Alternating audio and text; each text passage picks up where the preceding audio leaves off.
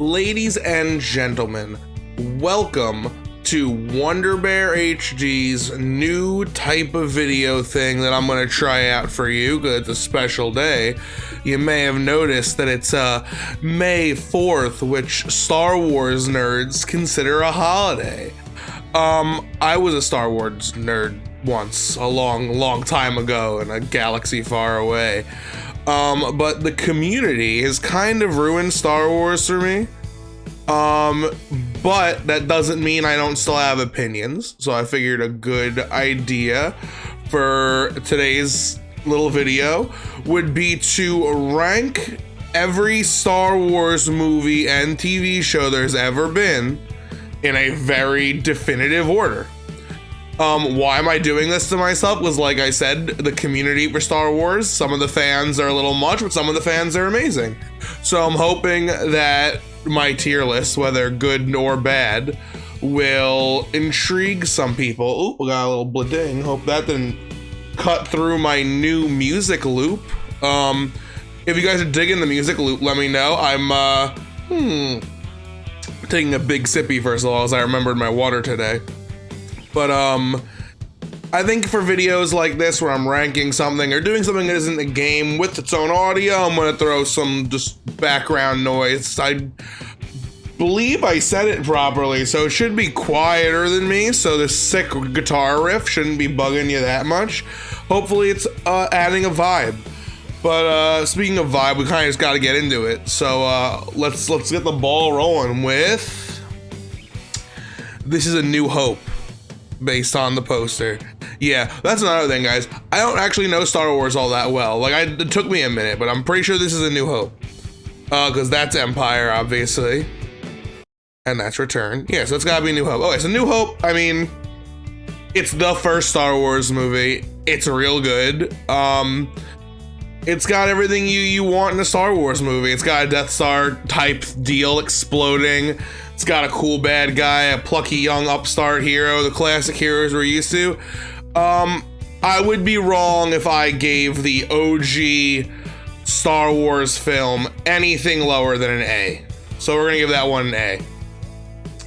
Now we move on to, I don't know who decided the orders for these, but we're moving on to episode 2, Attack of the Clones. This is a tough one. Attack of the Clones might be the worst Star Wars movie that exists. It's up there. It's got plenty of competition because half of these things are trash, basically. Maybe not TV shows, but we'll talk about those when we get to them. But yeah, there are some fans out there who love the prequels more than absolutely anything. They're like, oh my god, the lore is so good, the memes are incredible, everything about the prequels is A1. And I'm like, yeah, brother, but like, the movie is unwatchable. Like, you have to literally forgive so many movie mistakes to be able, you have to only focus on the fact that like there's some cool political stuff going on somewhere else right now, because what's going on in front of you on the screen is some of the worst stuff you'll ever see. So I'm taking episode 2 and I'm slamming it in the unbearable tier, because it's unbearable. Sue me. All right, Star Wars Rebels. Rebels I have not seen all of. This is the Ezra and company. It's basically a little more child-friendly version of the Clone Wars. Got a lot of the same characters, got a lot of sick moments, got Ahsoka finding out that Vader is Anakin. A lot of stuff like that. It's not bad. I'm thinking I'm gonna give it a C for now. We're gonna revisit everything's placement once I see where everything actually falls, but I think a C is definitely fair for Rebels. Next we got Star Wars Resistance. Now when I sat down to make this video, I will say this is the one thing on the list that I'm not familiar with. I think it looks like it's a cartoon about after the sequel trilogy, because, or maybe during the sequel trilogy, because BB-8's right there. So based solely on the fact that I have not seen it, I'm gonna also put it in the C tier, because I can't imagine it's too much worse than Rebels. Return of the Jedi. It's one of my, you're gonna think I'm crazy. It's one of my favorite Star Wars movies, though. I like the Ewoks. I like the, you know, the exclamation point ending on the original trilogy. I think it's a good movie. I like Luke's green lightsaber. I think a lot goes down in this movie. The original trilogy obviously is the best complete trilogy. You're gonna see a lot of them land in this area, I would imagine. And Return of the Jedi is no different. I think I gotta give Return of the Jedi an A as well. This is... Ooh, is this Revenge of the Sith? Yeah, it is. All right, Revenge of the Sith. Revenge of the Sith is the only prequel movie that someone can currently get me to watch. I refuse to watch 1 and 2 because of how bad they are. 3's got some good stuff. You got Grievous. You got good memes as well. But you got that sick fight in Lava World. I don't know names. But yeah, it's for sure the best of the prequel trilogy. I don't think anyone's gonna dispute that. And you know what? This might be giving it a lot of praise, but I'm putting it in B. Good job, prequels. You got one in B. Rogue One. Now this is a statement that I don't know where people are gonna land on this one. I feel like everyone's got either 1 or 2 opinions about Rogue One, and it's either, oh my god, Rogue One is the best Star Wars movie ever made because of how good the ending was, or, oh my god, Rogue One is so overhyped because the ending was really good but nothing else happens in the rest of the movie. I kind of fall into that camp. I think the first hour of Rogue One's like really boring. Like Jen Erso, I think her name is like, out of all of the leads and all of the Star Wars media down here, I think the most boring. But at least the side characters are like really poggy. And that, I mean, you can't pretend the last scene doesn't exist. It's a really good last scene. And as a result, I'm gonna put Rogue One in the C tier. I think that's where it belongs. I will go through and at the end rank everything in its tier. So like at the end of the video, Rogue One's ahead of Rebels and Resistance. That means I like it better than those two. Right now, I'm kind of just putting everything in its spot. Solo. Now again, a lot of people hated Solo, but I think they only hated what Solo stood for. They were like, here's a character that doesn't need their own movie because like Han Solo's great adventure is what we see in the first 3 movies. He didn't need another adventure. And you're changing an actor we love. Like, there's bound to be backlash for that. But believe it or not, I thought Solo was really good. I think a lot of people judged it without seeing it. I think it was a fairly enjoyable movie. A little dark at times. I don't mean like, oh, morally. I mean like it was hard to see. But like, you know, I know that during production, they got the main actor and the chick who plays Daenerys, that they literally made them take acting lessons because of how bad of a job they were doing. But it really comes all together at the end. You can tell the lessons paid off. And I'm willing to also put this film in the B tier. Maybe not ahead of Revenge, but again, we're not dealing with that till the end. Next is the Clone Wars show or movie. This has got to be the show. We're working under the assumption that this one with all the characters is the show and this one is the movie. If I'm wrong, I'm sorry, but just know that my opinions are based on what I think of the posters.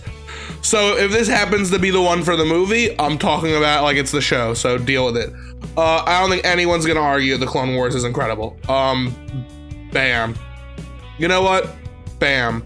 That's how good I think the Clone Wars is. Well, we might come back and move it down to A, but the Clone Wars is, I think, evidence that Star Wars is so massive that a movie is hard to capture anything, and a trilogy can capture a good bit. But I mean, with just like, I don't know, 1 season of the Clone Wars, you have so much more in-depth storytelling that you just can't get in a movie. And I think it's the way the world's moving these days, is you're seeing more and more series on Netflix, Amazon, Disney Plus now. And it's when you have these major studios that are willing to back you and turn something you may have only had planned for 2 hours of screen time into so much more. You get such amazing products. And I think Clone Wars was ahead of its time. I think it's a telltale sign and evidence via Disney Plus with shows like The Mandalorian and everything that they have scheduled to come out, that this long-term storytelling works so well for Star Wars. So Clone Wars gets a wonderful rank. The movie, I don't remember much about the movie. I saw it in theaters when I was really little. I watched it recently, the first half, because I wanted to get back into the Clone Wars show. I don't remember it being amazing. I'm gonna put it in the D tier. That might be mean. I'm gonna put it in the C tier for now. We might move it down. It was a big setup for an amazing show, I think, if I'm remembering correctly. But yeah, I mean, like, the show is this way better. It literally goes to the show. Same characters, same writing, etc. Show, wonderful. Only got an hour and a half, 2 hours. You get dropped. That's how good the storytelling format is. All right, let's move away from the Clone Wars movie because I can't get too into it because I don't know much. Empire Strikes Back, widely considered to be probably the best Star Wars movie, objectively. Do I share that opinion? It might be the best objective one. It's not my favorite per se. I actually have, in an episode of Call of Duty, if you watched, I discussed that me and my friend Michael received VHS copies of Empire and Return of the Jedi. And my VHS copy is around. I don't think I can go get it, though. I don't think it's that close. I'm gonna see if I can go find it. Hold on one second. The music's gonna do a weird, awkward pause thing, because I gotta press the pause button. I got it. So, this is a real, unedited VHS of The Empire Strikes Back that my dear friend Nick was willing to give me. Look, it's even the same poster as the one we're looking at right now. I haven't watched it yet, nor will I probably ever, as I don't think I have a VHS, but this is a very cool thing that I'm happy to have. And I'm happy to have it, but it's a very rare version of what is undoubtedly probably the best objective film in the franchise. And you know what? When you got the best objective film in the franchise, you're wonderful. I like it a lot. Might like Return a little more, but like it's hard to argue against objectivity. Star Wars: The Force Awakens. Whew. My love of Star Wars obviously it goes back to whatever I saw when I was younger. But I wasn't like a into it Star Wars fan until they announced they were bringing Star Wars back. And I watched so many things. I got so excited for Star Wars. And I'm gonna say, The Force Awakens, I thought was really good. It was a rehash of the first A New Hope for a new audience. You got a lot of good old characters, a bunch of new good characters running the same trial that we saw our old heroes face, but to a more sadistic extent. And I think that wasn't a terrible idea for the start of a new trilogy for a new generation. A lot of people give it slack for just being a similar plot to New Hope, but what can you do? However, I think that movie in an isolation pod doesn't do anything really wrong, and it sets up a lot of good stuff that if the movies that came out were amazing, could have had an amazing trilogy. I think if you rework the sequel trilogy and you keep The Force Awakens exactly the same and only change what comes after it, you can still have a peak performance movie trilogy. I don't think this movie hurts the trilogy as much as what follows. And as a result, I'm gonna give it an A. That's right, I'm giving it an A, sue me. I know no one likes the sequel trilogy. This movie stands on its own and it's very good. It probably won't be the top of the A tier, but the A tier is where I'm putting it. I might move it down to B depending on how many more A tiers we get, but that's how I feel. The Last Jedi, however. Oh boy, The Last Jedi really messed up some stuff, man. Like, it had some cool moments. You had You had Rey and Luke training and Kylo doing his thing, but then you also had Gamble Planet and weird horse things and but why are they lying to Poe about the plan? He's on. You can just tell him the plan. There's so many issues with this movie, and half of the story being watchable doesn't make up for the other half being downright trash. I think that this is going to be our first D tier movie. It's really not that good. The Mandalorian, however, I don't think anyone's gonna object to this. The Mandalorian is a wonderful piece of Star Wars media. It might be the best Star Wars thing that exists. It's told so well, so simply, in a short amount of bursts, with such good characters that everybody loves. And there hasn't even been a bad thing yet. Yeah, there's been some, like, the actor who portrays a character did something that we don't want to talk about, but the show itself has been molto bene. I'm very happy with it and how it's turned out, and as a result, I think this wonderful ranking will surprise absolutely nobody.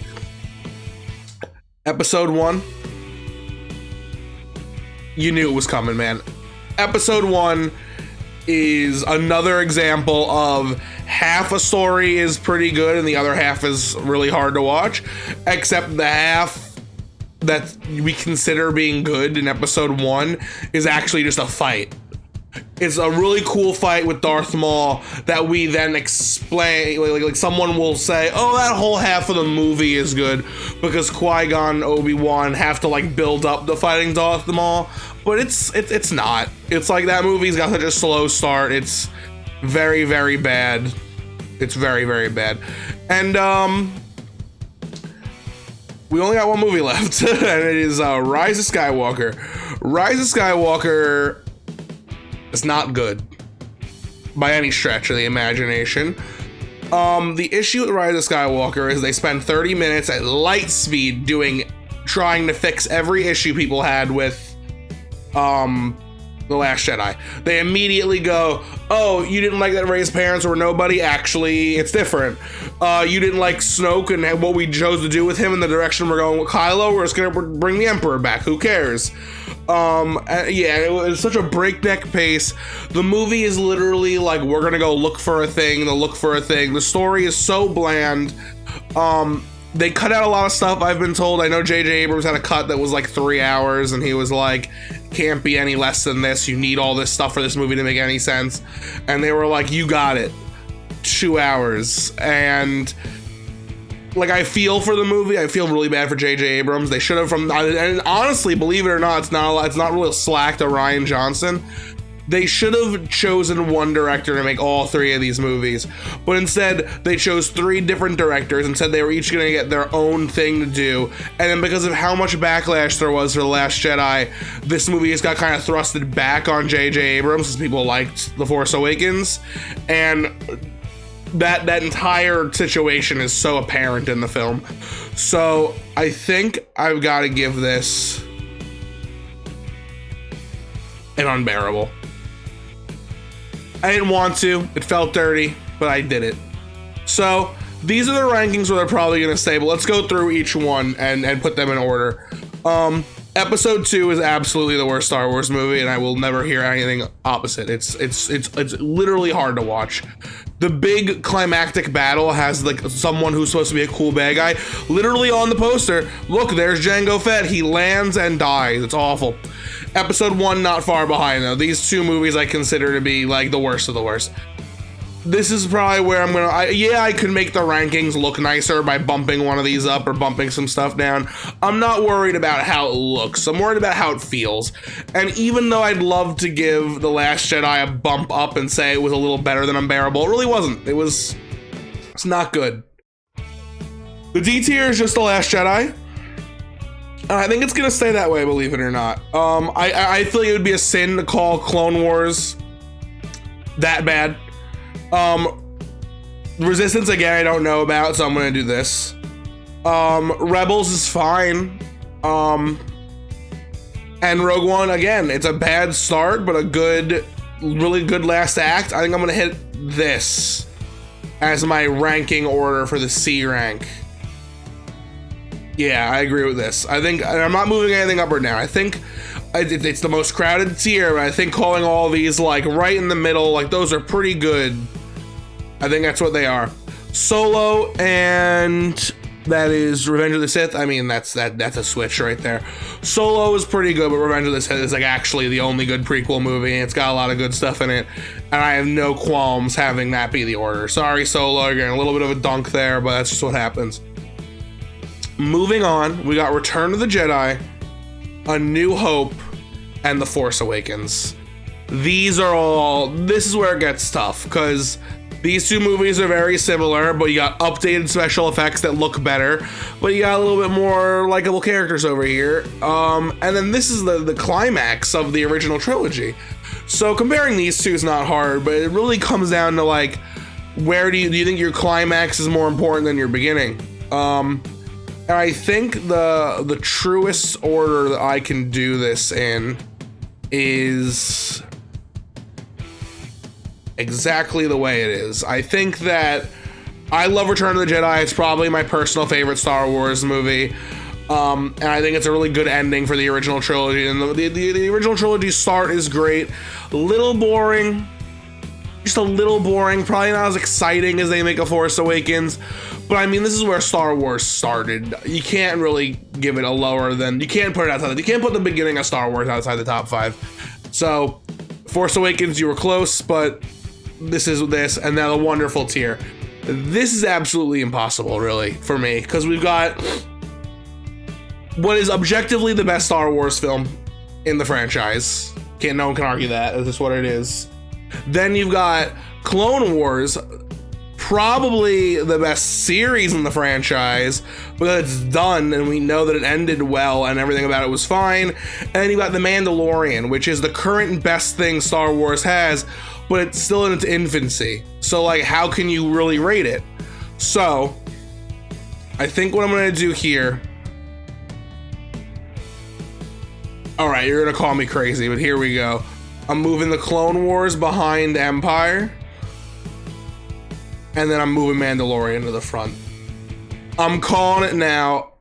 Listen, I highly doubt this show is gonna dip in quality. And as a result, I guess it might, because of how much stuff they're making, which is concerning. Like, they're making so many more Star Wars series, but The Mandalorian is just the best piece of Star Wars media that I think ever's been made. And if it ended right now, like, so if we didn't get any more seasons of The Mandalorian, I would say that yes, The Mandalorian is better than everything else on this list, including Empire and including the Clone Wars. So the only real asterisk on this entry at the top of the list is we don't know what's gonna come next. So I hope it goes great and deserves this spot, but right now we're talking 2 seasons in. The Mandalorian is the best piece of Star Wars media. So there it is. This is Wonder Bear HD's official ranking for every Star Wars movie that's ever been made. At the bottom, I gotta do quick maths, there are there are 20 movies, there are 20 pieces of media on this list. So in 20th place we have episode 2, episode 2, Attack of the Clones. Then right above it in 19th, The Phantom Menace episode 1. 18, we've got Ryze Skywalker. 17, Last Jedi. 16, with an asterisk, Resistance, haven't seen it yet. 15, the Clone Wars movie, I think, based on the poster. This is the entry for the Clone Wars movie at 15. 14, we've got Rogue One. 13, Rebels. This isn't right. My math is so wrong here. There's 6, and then another 6 is 12. And then 14. There were only 17 movies. These ones suck, and these ones are cool.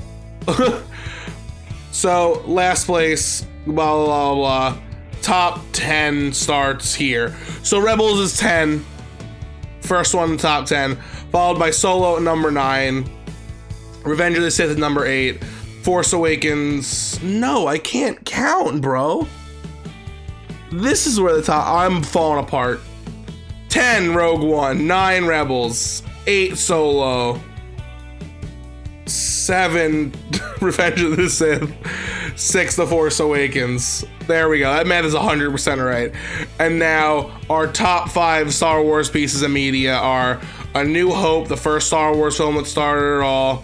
That's coming in at number 5, followed by Revenge of the Sith at number 4, and then our top 3 wonderful tier films and shows are the Clone Wars TV show at number 3, The Empire Strikes Back at number 2, and The Mandalorian at the number 1 gold spot. Thank you guys so much for sitting through this. This has really been my first attempt at a 100% banter, I'm talking about something situation. I don't know if this is something you guys are going to be into. If you liked it, please leave a comment saying so and click the like button. If you didn't like it, or if you didn't like the music, or if you want me to change the music, please. This is such an experiment that any feedback you can give would be incredible. And on top of that, any feedback you want to give me on my Star Wars ranking, that's up to you. I will definitely read the comments and see how you guys think of what I did. But yeah, this has been it. I hope you guys like tier lists. I might make a few more in the future because I'm a very opinionated person. But until then, I've been Wonder Bear. Thank you so much for watching. Please share this video with any Star Wars friends you have, and have a very happy May the 4th be with you. Until next time.